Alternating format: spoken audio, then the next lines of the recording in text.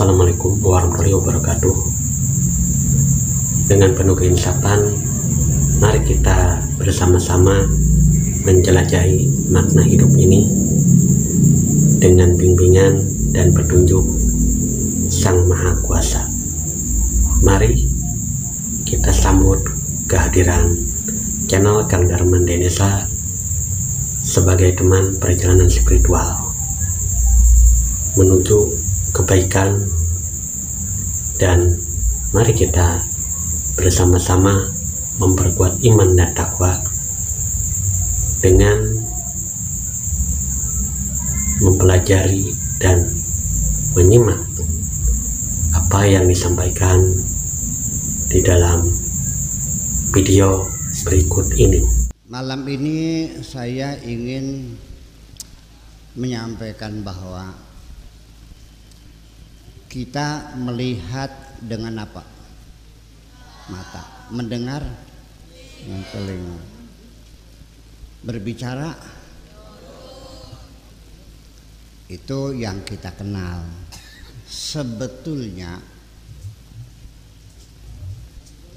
kita melihat itu bisa melihat dengan pikiran, bisa melihat dengan hati, bisa melihat dengan mata, dan bisa melihat dengan ruhani. Mana yang lebih tepat penglihatan kita? Ternyata bukan dengan mata, tapi penglihatan hati. Lebih akurasinya lebih tinggi. Bahkan oleh Allah Subhanahu wa taala dijamin kalau yang melihat itu hati tidak bisa dibohongi.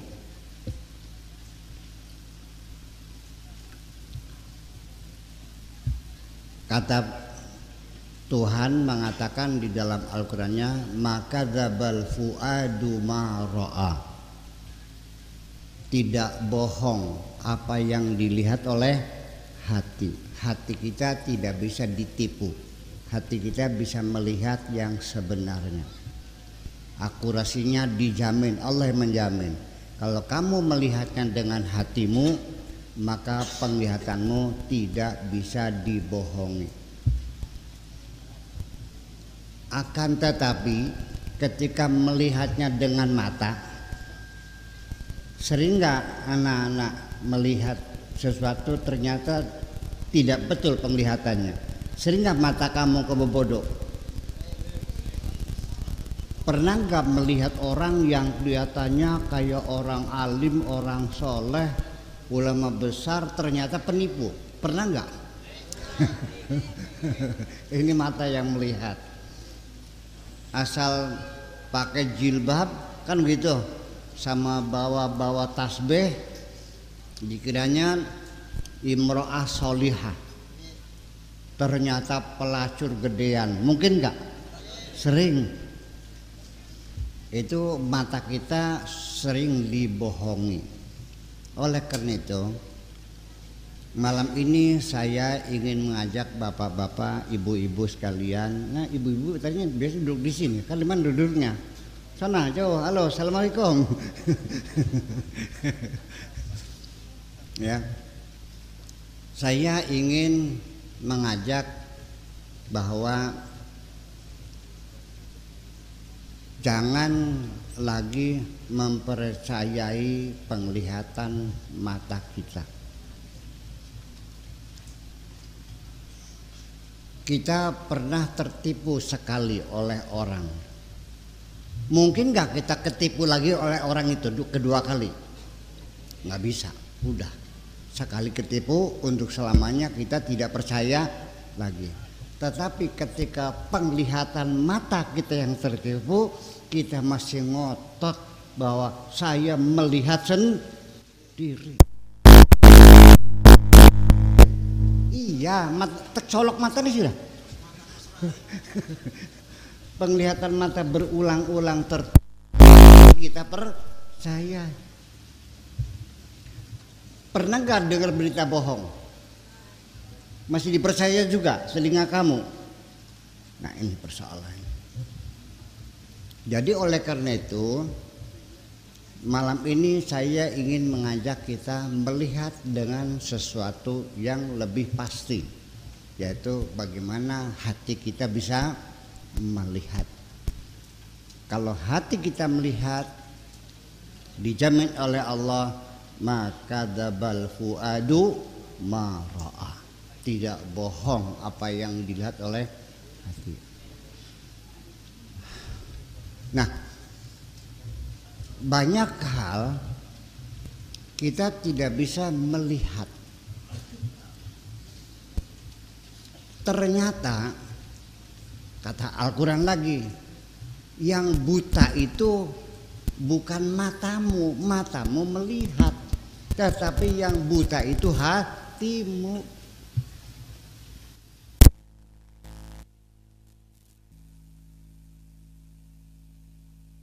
Ta'mal qulub allati fis sudur. Yang buta itu hati. Hati kita buta, tidak bisa melihat sesuatu. Itulah makanya ketika kita hidup di dunia mencari kebenaran-kebenaran hanya mengandalkan penglihatan mata, maka kita selalu tertipu. Udah paham? Oke. Nah, sekarang apa yang kita lihat adalah manusia sekitar kita. Manusia sekitar kita ada yang baik enggak?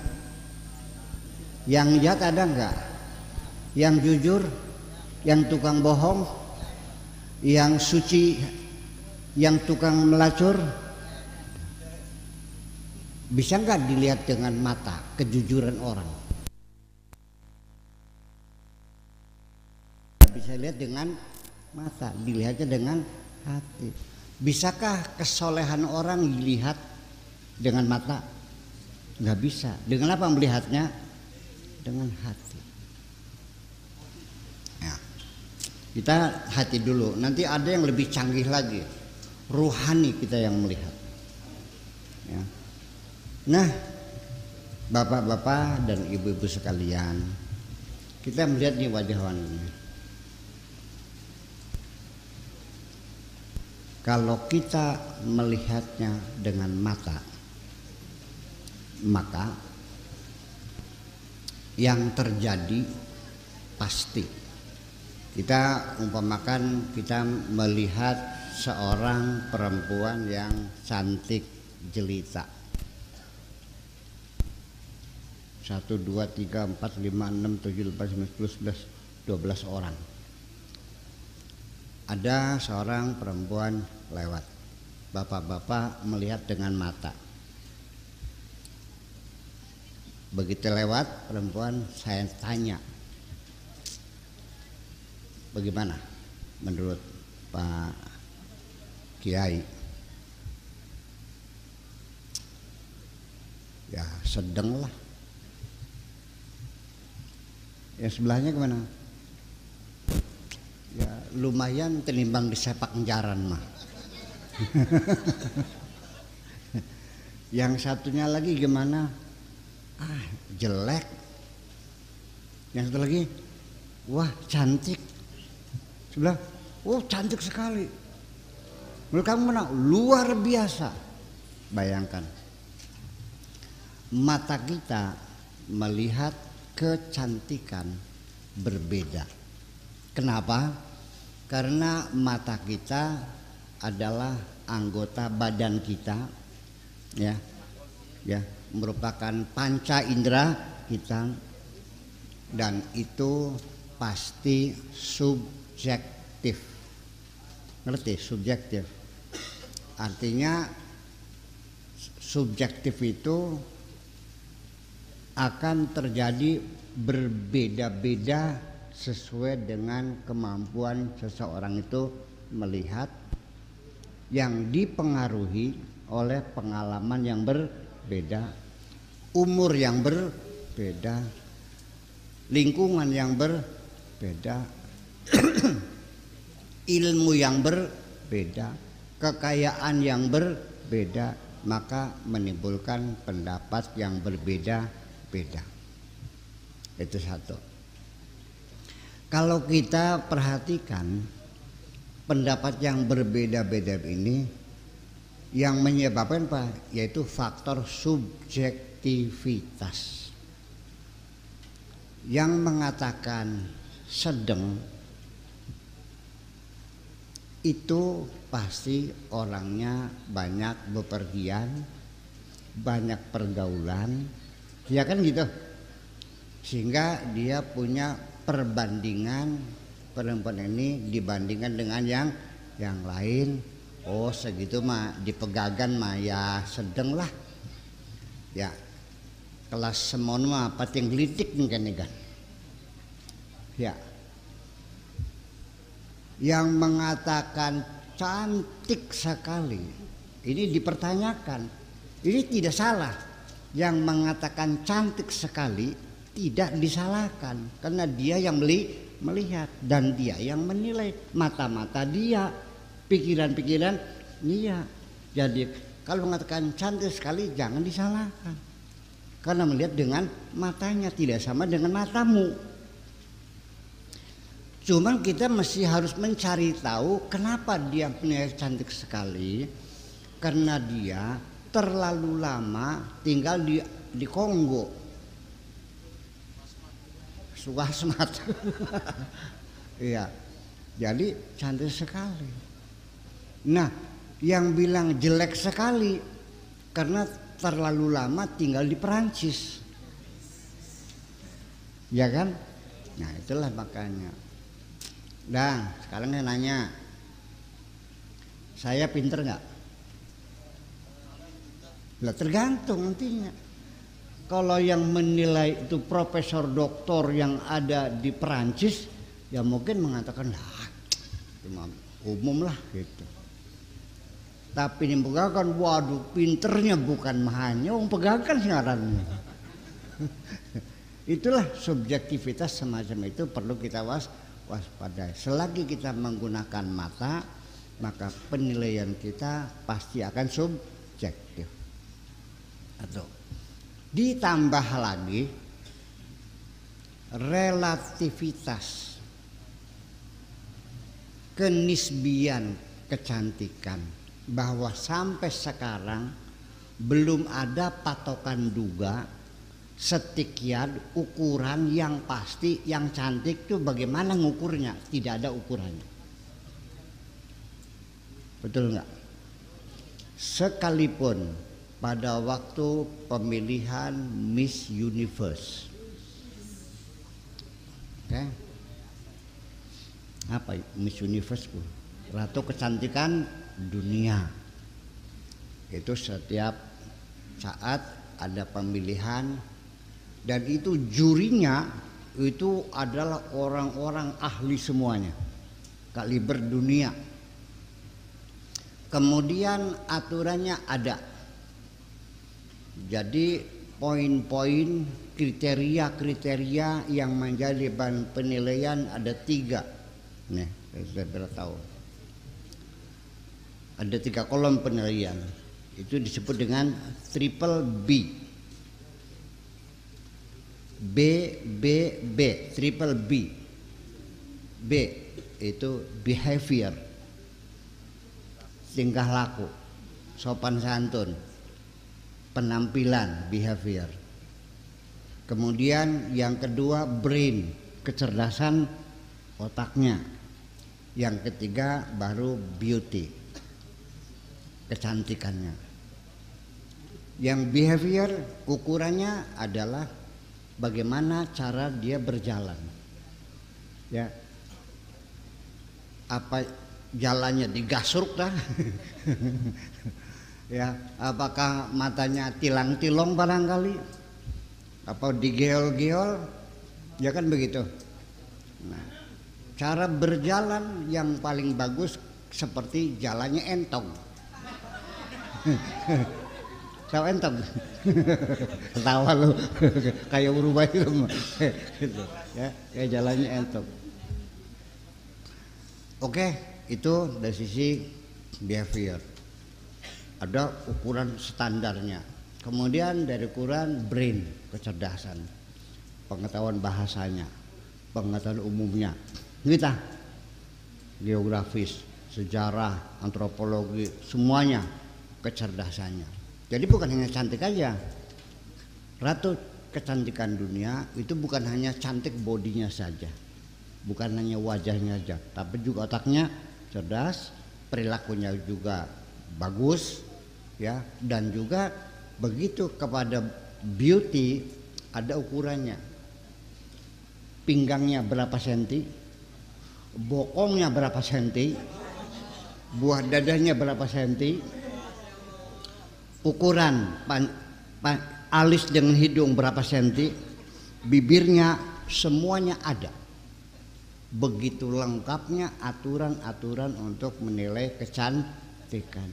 Tetapi nyatanya begitu dewan juri merekam, ternyata berbeda pendapat. Banyak terjadi setelah keputusan ini yang menang, banyak yang protes. Lah, sampai saya sendiri pernah, nggak tahu lupa tahun berapa, orangnya orang color, ya orang apa namanya, berkulit coklat bukan putih, orang Afrika, bibirnya lebar, cangkem mulutnya lebar, rambutnya keriting begitu, kok bisa jadi sama. Nah, jadi walaupun ada itu hanya sekedar mendekati, tidak ada ukuran yang pas. Nah,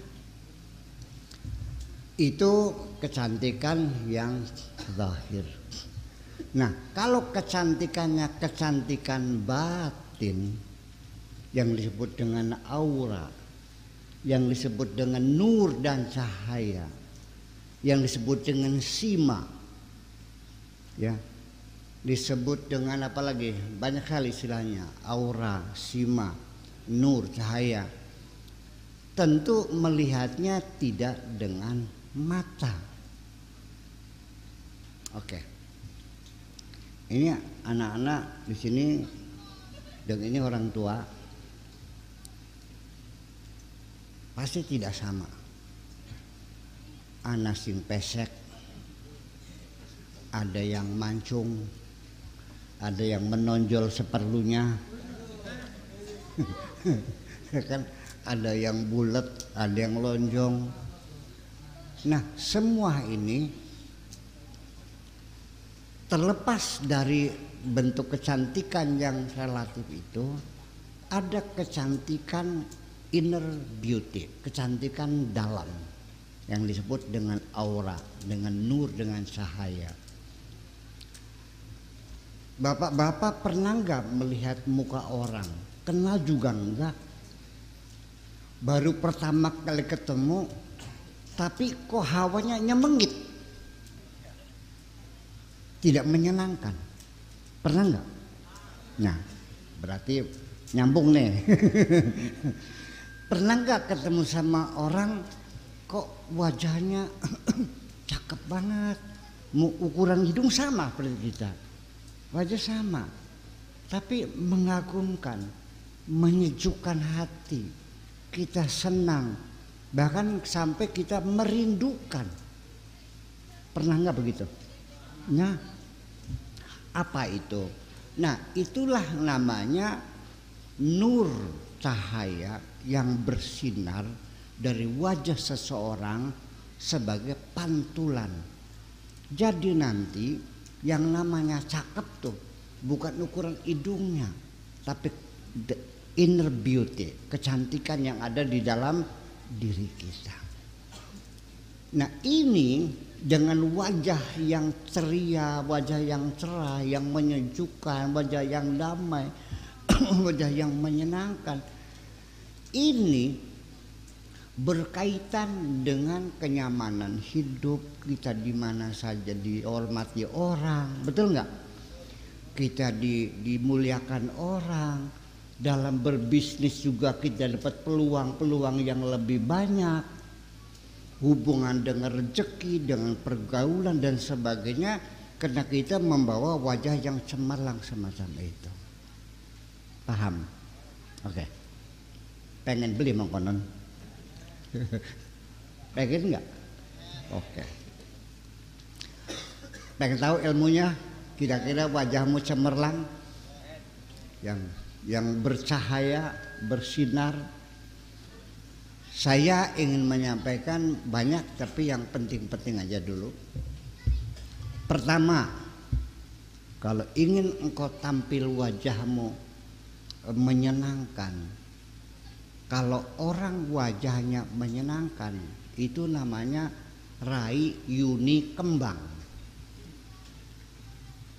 Wajah yuni kembang.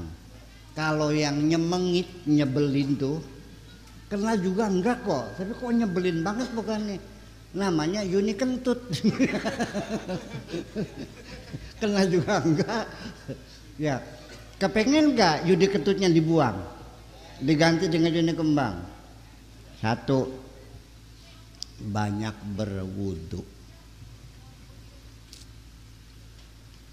Kenapa? Cahaya kita dengan wudu. Wudu itu asalnya dari wada'ah. Wudu itu dari wadu'a, wada'ah, artinya bersinar, cahaya. Awas, wudu itu adalah maknanya cahaya dari kata wada'ah. Jadi orang yang sering berwudu, udah lagi aja lah, minimal sehari berapa kali wudu? Berapa? 6 kali, 5 kali. Oh, katanya sembahyang dengan 6. Ya. Kenapa? Kita tinggal di Pegagan, di pinggir jalan bebas, sebelah situnya jalan tol. Knalpot berderu mengeluarkan timah hitam. Angin muter-muter membawa debu-debu.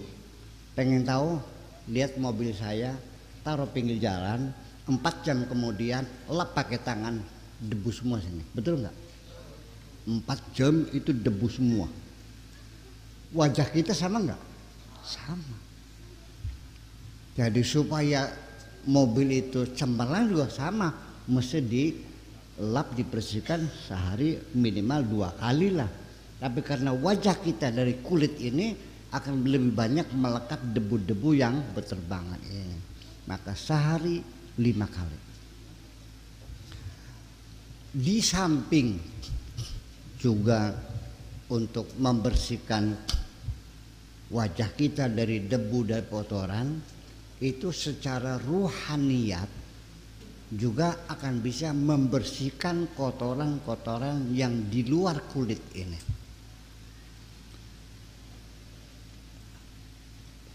Artinya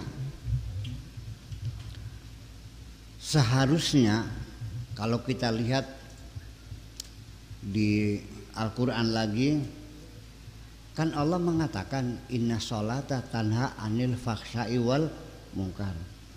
Sholat itu mencegah kejahatan dan kemungkaran. Betul nggak? Oke. Ada nggak orang yang sholatnya rajin tapi rerasannya rajin? Rerasan tuh ngupat orang gitu, caci maki orang. Ada nggak orang yang sholatnya jalan tapi kalau malam minggu kegeronggong? Ada nggak?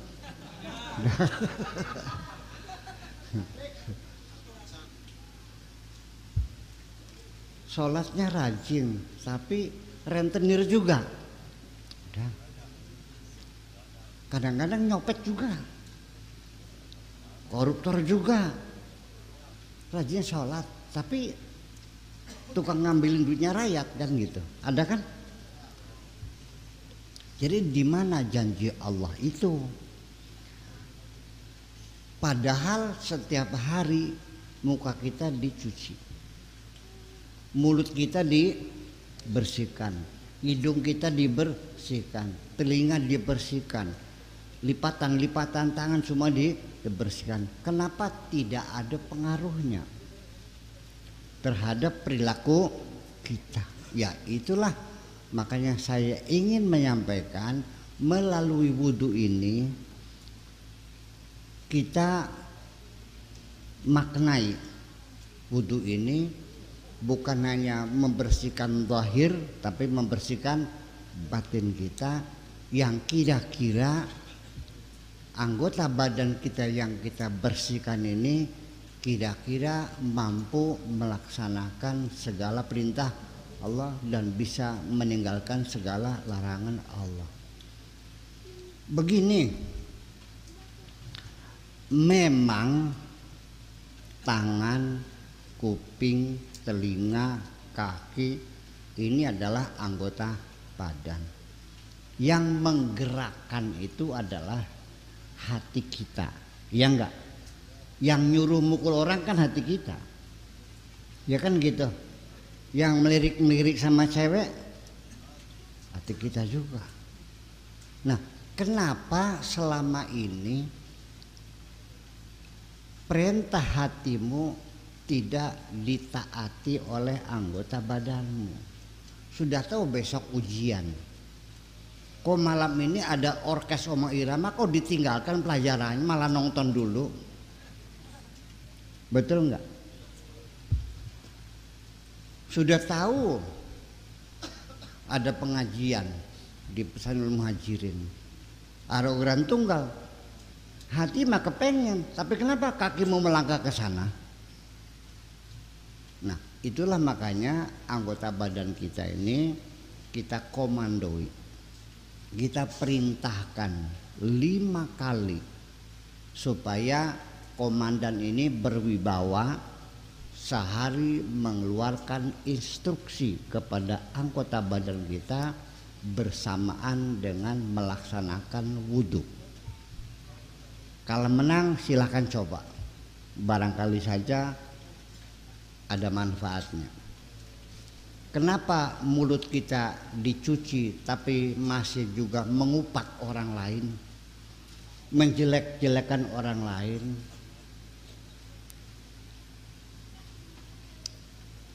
Mulai besok bapak-bapak, ibu-ibu ketika berwudu jangan menghitung 1, 2, 3. Katakan begitu berkumur-kumur, wahai mulutku, katakan yang benar. Kuprut, kuprut, kuprut, prot. Berkumur yang kedua, wahai mulutku, katakan yang benar. Kuprut, kuprut, prot. 3 kali mulut kita diperintah sekali wudu. Kali 5 kali, berarti berapa kali instruksi? 15 kali. Masa nggak nurut-nurut? Ya. Udah. Ketika kita mencuci muka, hidung ya, katakan wahai hidungku, sedotlah aroma yang harum-harum, ya kan? Ketika kita mencuci muka, bapak-bapak kalau wudhu mencuci muka, kenapa dihitungin 1, 2, 3, kenapa ngitung? Cobalah ketika wudhu, wahai wajahku, menghadaplah kepada Allah. Inni wajjahtu wajhiya lillazi fataras samawati wal ardh. 3 kali sekali wudhu kita perintahkan muka menghadap Allah. Begitu enggak kalau wudhu? Enggak. Gimana? Ngitung ya? 1, 2, 3 gitu. Pantes. Ketika kita mencuci tangan, wahai tanganku, laksanakan segala perintah Allah. Ketika kita mengusap kepala, wahai kepalaku, pikirkan kebesaran Allah. Dan ketika kita mencuci kaki, wahai kakiku, melangkahlah di jalan Allah. Terus setiap hari kita komandoi anggota badan kita, insya Allah yang tadinya binal lama-lama insya Allah nurut. Amin. Nah itu wudhu, di samping untuk pembinaan ketaatan kita kepada Allah, juga wudhu itu akan menimbulkan sinar yang cemerlang yang kita rasakan.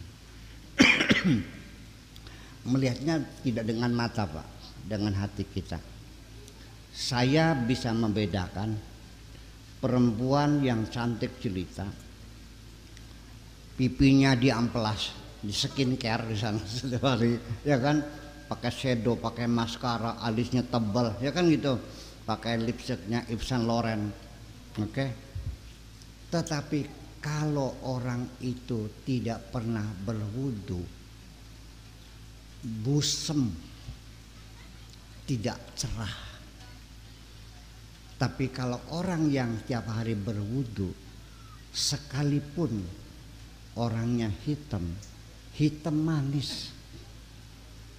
Kalau hitam manis itu pandang tak jemu. Anak-anak nggak paham lagu hitam manis pandang tak jemuk ya, belum lahir kamu ya.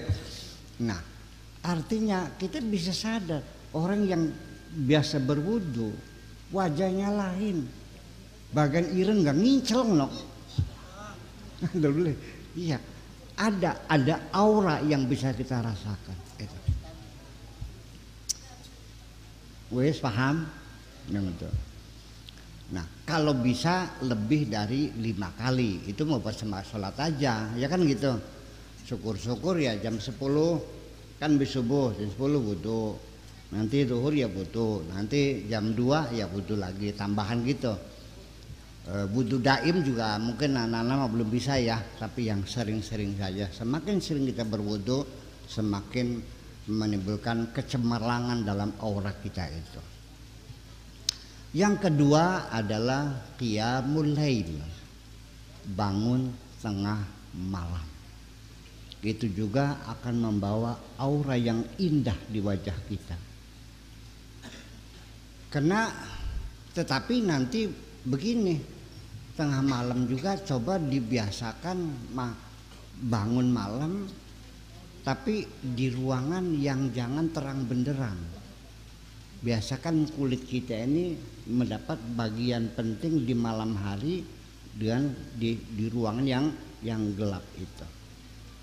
Karena energi gelap juga sama ya, membantu penyinaran cahaya kita. Itu.